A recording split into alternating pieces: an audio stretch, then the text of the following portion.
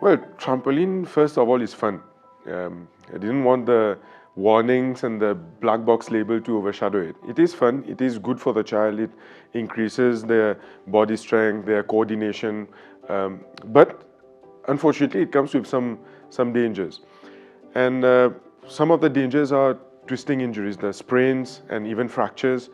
Some adults, even not even children, who have tried somersaults or more, let's say, more dangerous moves on the trampoline have ended up with quite serious injuries, some even affecting the cervical spine, some have even become paralyzed. How to prevent them? There are a few guidelines. First of all, for any child, they need to be under adult supervision. An adult needs to be there at all times to monitor the children. We need to be careful about the padding around the trampoline. Like, for example, there are coils around, there are rods around that needs to be well padded. And proper maintenance should be done to the trampoline. Weight limit should be clearly stated for the trampoline because not all children are of the same weight. Some might have weight limits that should be respected. Having more than one child on a trampoline definitely increases the chances of injury, and this should be highlighted.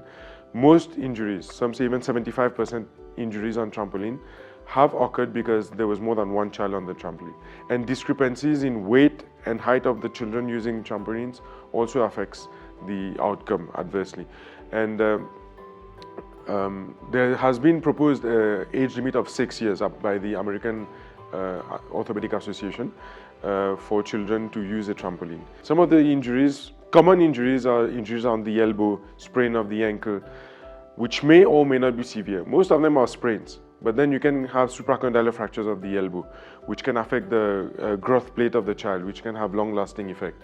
And they can have immediate swelling and hampering of the blood circulation, which might even be a surgical emergency. So these need to be looked into.